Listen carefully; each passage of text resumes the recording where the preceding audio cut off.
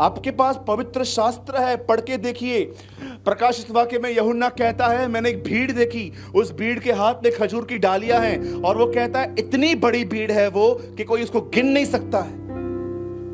लेकिन कुछ टाइम के बाद वो एक और भीड़ देखता है, इस भीड़ की गिनती हो पा रही थी और इनको गिना गया और जनगणना निकली 1,44,000। जानते हो उन 1,44,000 लोगों के लिए क्या लिखा है? उन 1,44,000 के हाथ में कोई भी डाल नहीं है। लिखा है उन्हें एक गीत है, और एक ऐसा गीत है जो पृथ्वी पे किसी को भी नहीं आता है। और उसके बाद लिखा गया है ये वो लोग हैं जहां जहां यीशु मसीह जाता था, ये उसके पीछे पीछे जाते थे। विश्वास पाके स्वर्ग जाने वालों की संख्या बहुत बड़ी है, लेकिन मरने से पहले यीशु के साथ जिंदगी जीने वाले 1,44,000। सोचो कितने कम है चेले। भीड़ बहुत है, उसके साथ जीने, उसके साथ चलने वाले लोग उंगलियों में गिने जाते हैं आजकल। इतने ही है ब्रदर। अगर आप सच में अपने जीवन में परमेश्वर की तरह बनना चाहते हो, जब मैं परमेश्वर की तरह बनने की बात कर रहा हूं, इसका मतलब ये नहीं कि आपके पास अधिकार हो, आपके पास बहुत ताकत हो, आप माने जाओ, गिने जाओ। No no no no no no. जब मैं कहता हूं परमेश्वर की तरह बनना, इसका मतलब उसकी तरह दीन और एक नम्र व्यक्ति, एक ऐसा व्यक्ति जो बेइज्जती सुनने के बाद भी चुप रहता है, उत्तर नहीं देता। एक ऐसा व्यक्ति अगर आप उसको गाली भी दे दोगे, वो चुपचाप से चला जाएगा पर आपका विरोध नहीं करेगा। इसको छुपना कहते हैं। यूसुफ छुप गया था अपने भाइयों से। छुपो, मैं फिर से कहता हूं, छुप जाओ। एक समय आएगा जब परमेश्वर आपको खुले में ले आएगा, वो ले आएगा आपको। किसी से मत लड़ो, किसी से मत छीनो, किसी को प्रूव मत करो कि आप सही हो। जिसको जो बोलना है बोलने दो, जिसको जो करना है करने दो। खुदा के साथ बने रहो, वो आपकी तरफ से एक दिन बात करेगा। और मैं आपको सच कहता हूं, जब वो बात करेगा, ओह, शब्द नहीं है क्या हो जाएगा। इसलिए लिखा गया है, उसके हाथ के नीचे दबते रहो, क्योंकि एक समय आएगा जब वो तुम्हें उठाएगा। He will lift you up. मैं सिर्फ आपको यही बात समझा रहा हूं इस मॉर्निंग के सेशन में। मेरे भाइयों और बहनों, इन दिनों में बहुत सारी गलत शिक्षाएं चल रही हैं, स्पेशली इन इंडिया, भारत में। हर दिन नए डॉक्ट्रिन्स बन रहे हैं। कोई कहता है परमेश्वर ये है, कोई कहता है वो है। पर मैं आपको बताना चाहता हूं, इस पवित्र शास्त्र में आप छोड़ दो, सूरज भाई बोल रहा है, बाजू करो सूरज को, खुद अपना पवित्र शास्त्र लो और देखो आपकी बाइबल क्या कहती है। कभी चेलों ने यह प्रचार नहीं किया था, आओ ये मिलेगा, आओ वो मिलेगा। उन्होंने हर व्यक्ति को इसीलिए अपनी तरफ बुलाया ताकि वे लोग यीशु की तरह बन पाए। मैं आपको बताना चाहता हूं, न्याय के दिन परमेश्वर आपसे ये नहीं पूछेगा कि आपने कितने चमत्कार किए थे, आपने क्या क्या किया था। वो सिर्फ आपके अंदर अपने बेटे का चरित्र देखेगा और कुछ भी नहीं। He will only watch his character। सिर्फ वो अपने पुत्र का चरित्र आपके अंदर देखेगा कि आपकी जुबान कैसी थी, आप कैसे जिंदगी जी रहे थे। इस बात को हमेशा याद रखिए। और अगर आप सच में प्रभु की तरह बनना चाहते हैं, मैं आपको एक सलाह देता हूं, लोगों से उतनी ही बात करो जितना जरूरी है। मैं नहीं कहता हूं कि आप मजाक मत करो, मैं नहीं कहता हूं कि कभी आप जोक नहीं करो। मैं भी अपने घर में कभी कभी बहुत मस्ती करता हूं, लेकिन मेरी मस्ती दूसरों के रिलेशन में नहीं होगी कि ये देखिए काना है, ये अंधा है, ये लंगड़ा है। नो, ऑब्जेक्ट मैं होता हूं हमेशा। मैं अपनी गलतियों को लेके उनको हंसाता हूं। किसी और के लिए मैं किसी और की जिंदगी पे हंसूं, मुझे ये मस्ती बिल्कुल पसंद नहीं है। मैं आपको समझाना चाहता हूं, आप अपने परिवार के साथ रहो, उनके साथ खेलो, उनके साथ घूमो, पर आप भीतर से इस बात को जानो कि आपको पीछा मसीह का करना है। और परमेश्वर जब भी आपको समझा रहा है कि आपकी जुबान ठीक नहीं है, आपके सोचने के तरीके अच्छे नहीं है, आपने किसी से पैसे लिए हैं पर आप उसको लौटा नहीं रहे हो, अगर परमेश्वर आपको कुछ कमांड दे रहा है, कुछ आज्ञा दे रहा है, तो वो करो। इस तरह एक व्यक्ति प्रभु के दूसरे आगमन के लिए तैयार होता रहता है। इसी तरह एक व्यक्ति तैयार हो रहा है। और जब भी आपके साथ ऐसे लोग मिले जो यहां वहां की बातें कर रहे हैं, बुराइयां कर रहे हैं, ऐसों को दूर से जय मसीह बोलो। ऐसे कीजिए, दूर से जय मसीह की, मैं बिजी हूं, मैं व्यस्त हूं भाई, बहुत व्यस्त हूं भाई, तू बहुत बुराई करता है, तेरे लिए बहुत व्यस्त हूं। राइट? कितने लोगों ने आज कुछ समझा? You learn something? आपने कुछ सीखा आज? प्रभु के पीछे चलने का मतलब क्या है? प्रभु यीशु की तरह बनना। और प्रभु यीशु की तरह हम कैसे बन सकते हैं? कम बोलो, कम बोलो। हाँ, कितने लोग हैं यहां पर, सच बताना, कभी कभी आप ऐसे हो जाते हो कि कोई बंदा आपके घर में आता है, आप ये सोचते हो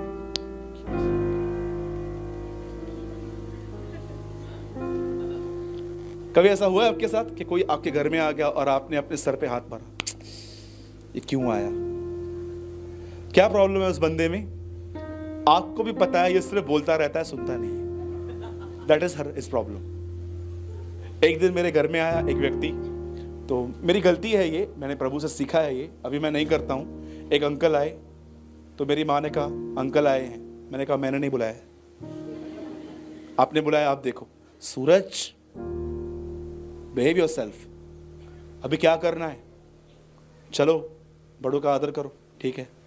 मैं गया उनके सामने, बैठ गया। उन्होंने मुझसे पूछा और कैसे हो, अच्छे ही होगे ना? मैंने कहा चालू हो गए। अब मेरे से भी नहीं पूछ रहे हैं कि मैं कैसा हूं, खुद ही बोल दिया अच्छा है ना।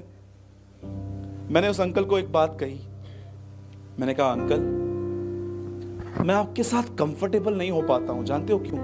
बोला क्यों बेटा? मैंने कहा आप सिर्फ सुनाते हो, सुनते हो ही नहीं किसी की। बोलता है नहीं, ये बात तो मेरी बीवी भी समझाती है, लेकिन मैं समझाता हूं कि वो गलत है। मैंने कहा ठीक है। मैंने माँ को बोला, मैंने तेरे को पहले ही बोला था मेरे को मत लेके चल, मेरा मूड ऑफ करती है तू। आपको पता है कभी कभी आपके बहुत बोलने की वजह से कुछ लोगों को आप पसंद नहीं आते हो।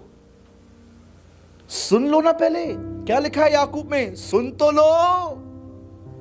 यू नो, कितने लोग हैं यहां पर जिन्होंने पतरस की एक गलती पड़ी है? यीशु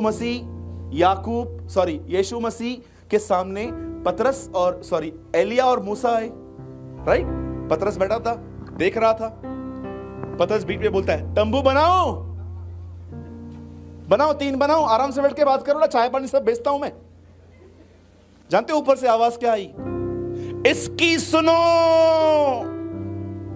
ब्रैकेट में लिखा है वो नहीं जानता था कि क्या बोल रहा था।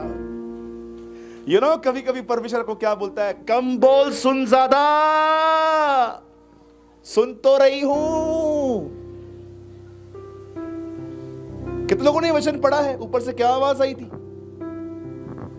क्या परमेश्वर ने पतरस को ये कहा, ये एलिया है, ये मूसा है, ये देख पूरी महिमा? नो नो नो नो, सबको साइड करो, पहले सुनो। बहुत लोग सुनते ही नहीं है। आपके सामने बैठे रहेंगे, आप उनको बोलो, समझा क्या? समझा मैंने जो बोला? क्या बोल रहे थे आप? यू नो, अंदर नहीं जाता है, अंदर कुछ नहीं जाता है। सीखने के जगह पे ताला बांध के रख दिया है। सीखना है ही नहीं, सिर्फ बस सुनना है, कुछ भी नहीं। मैंने इतने लोगों को देखा है, आपको मैं सच बताता हूं, कोई बात नहीं वो सुनते हैं। आइए अपना हाथ उठाइए और कहिए, न सुनना घमंड की एक निशानी है। एक भाई हमारे चर्च में आया, बस मैं 5 मिनट में पूरा कर रहा हूं। एक भाई हमारे चर्च में आया, उसके हाथ में कोई पेपर था। उससे बोला ये पढ़ो, मेरी किस्मत बहुत खराब है, जरा पढ़ो, बताओ मैं नौकरी पे क्यों नहीं जा पा रहा हूं। मैं नौकरी करता हूं फिर छूट जाती है, करता हूं फिर छूट जाती है। मैंने कहा इधर आ। मैंने आराम से सुन लिया उसको और सुनने के बाद मैंने उसको कहा, प्रॉब्लम पेपर में नहीं है, प्रॉब्लम तेरे अंदर है। बोला क्या प्रॉब्लम है? मैंने कहा अगर तेरे को नौकरी मिलेगी, यहां पर कितने लोग नौकरी करते हैं, हाथ उठाइए। आप करते हैं ना? Praise the Lord. 2 3 4 5 बहनों में 6 7 10 15 लोग हैं। कभी ऐसा हुआ कि आप नौकरी पे आए, आपका बॉस ऐसे खड़ा था, आइए, जैसे आप बैठने वाले थे उन्होंने आपकी कुर्सी साफ की, आइए, चाय भेजूं, कॉफी भेजूं? कोई मिला है आज तक? मेरे को तो नहीं मिला है। आप में से किसको मिला है? कैसे बात करते हैं ना, 10 मिनट लेट जाते हैं तो।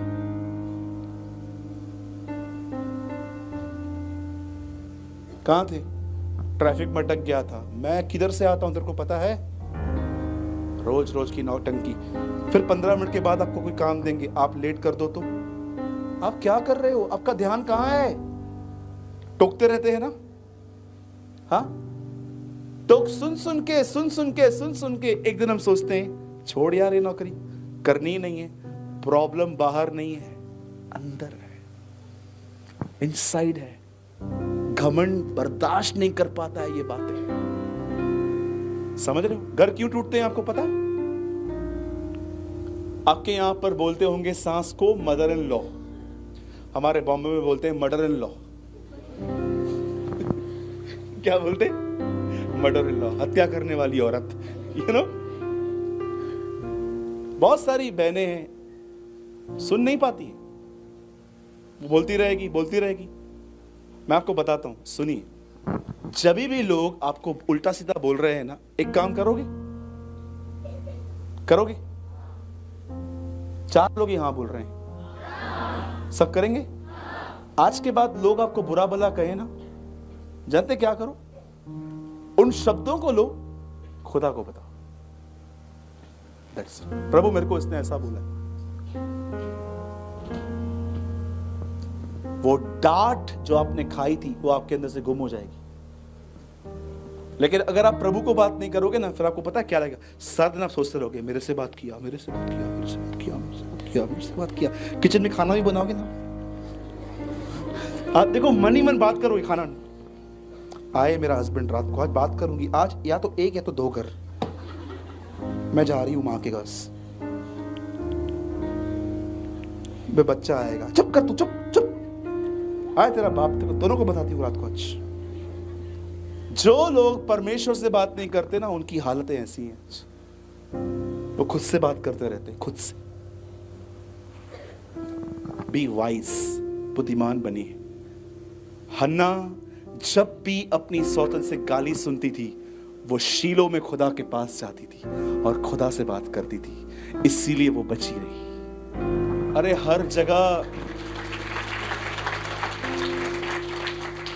हर जगह आपको ऐसे लोग मिलेंगे। 11 साल मैंने नौकरी की है, फिर जब मुझे प्रभु ने कहा नौकरी छोड़ और सेवा कर, फिर भी मैंने 100 बार प्रभु से पूछा, प्रभु मैं छोड़ूं। आज भी मैं थोड़ा पार्ट टाइम काम करता हूं ताकि मैं कलीसिया पे बोझ न बनूं। ट्रस्ट मी, हर जगह पर मुझे ऐसे लोग मिले जिन्होंने मुझे डांटा, बुरा भला कहा, गाली दे के बात की। मैंने सीख लिया मुझे कैसे जिंदगी जीनी है, और ये सब मैंने यीशु के जीवन से सीखा कि जब लोग उसे बुरा भला कहते थे तो वो क्या करता था। वो एक सिद्ध जीवन है जिसका आपको पीछा करना चाहिए। इसलिए मैं आपसे विनती करता हूं, उसका पीछा कीजिए। उसके पीछे चलने की सबसे अच्छी बात थी, जब भी लोग उसे बुरा भला कहते थे वो उनको उत्तर नहीं देता था, वो परमेश्वर से बात करता था। आप भी ऐसे बनो, ठीक है? बोलो यीशु मसीह की जय। ये बहुत अच्छा सिखाया आपने पास, मैं भी सिखाऊंगा, ठीक है? कितने लोगों ने कुछ समझा? आज के बाद घर में जब आपको कोई कुछ बोलेगा तो आप क्या करेंगे? देखो ब्रदर, मैं 2 बार सुनूंगी, ठीक है? इसका मतलब क्या मैं ही सहन करूं? मैं ही, सामने वाला कुछ भी नहीं करे? मैंने क्या कहा? आज का वचन आपके ऊपर एक बहुत बड़ी जिम्मेदारी ले आएगा। मेरी बहनों, मैं यीशु के नाम में कहता हूं मेरे भाइयों, उत्तर मत दो। यही लोग कल आपसे प्रार्थना करवाएंगे, यही लोग। दे आर द पीपल, यही वो लोग होंगे जो आपको कहेंगे हमने तेरे अंदर यीशु को देखा है। यही वो लोग होंगे जो आपको कहेंगे कि हां, तुझ में सच में बदलाव आया है। याद रखो, फ्राइडे दर्द का दिन था यीशु के लिए, लेकिन रविवार एक महिमा का दिन था जब वो जी उठा था। आज फ्राइडे है ना, चिंता मत करो, हमारे लिए रविवार भी आएगा, संडे भी आएगा। हमारा थोड़ा सा कलेश, पौलुस कहता है, उस महिमा के सामने जो प्रकट होने वाली है कुछ भी नहीं है। आज तो हम थोड़ा बर्दाश्त करेंगे ना लोगों को, हम उनको उत्तर नहीं देंगे, भले वो कुछ भी कहते हैं। एक दिन आएगा जब वही लोग आपके लिए कहेंगे कि यार नो, ये सच्चा मसीह है, ये गाली नहीं देता है। उड़ीसा के अंदर मैं आपको बताना चाहता हूं, एक ऐसे व्यक्ति बनो कि बॉम्बे के लोग ये कह पाए कि उड़ीसा में सच्ची मसीहत है, गलत ट्रू क्रिश्चियनिटी। इससे पहले कि मैं बंद करूं, मैं जाने से पहले एक बात कहना चाहता हूं। लिसन वेरी केयरफुली, याद रखना, और इस बात को याद रखना कि बॉम्बे से एक भाई आए थे, वो हमको ये बोल के गए थे, याद रखना, दुनिया को प्रचारक की जरूरत नहीं है। दुनिया को प्रचारकों से ज्यादा उन लोगों की जरूरत है जिनके अंदर मसीह का स्वभाव हो।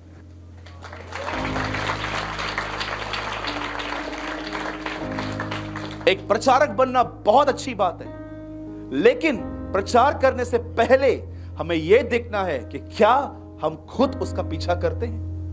प्रचारक बनने से पहले यह देखना है कि क्या जो मैं प्रचार कर रहा हूं, क्या वो मेरे जीवन में है। और अगर नहीं है तो मैं आपको बताना चाहता हूं, एक दिन आपकी सेवकाई दोष लेकर आएगी। इस बात को याद रखना, प्रभु के नाम से अनादर ले आएगी। मैं फिर से कहता हूं, परमेश्वर को प्रचारकों से ज्यादा उन लोगों की जरूरत है जो उदाहरण, जैसे पौलुस था जो कहता था आओ मेरा पीछा करो क्योंकि मैं मसीह का पीछा कर रहा हूं। परमेश्वर को ऐसे लोगों की जरूरत है।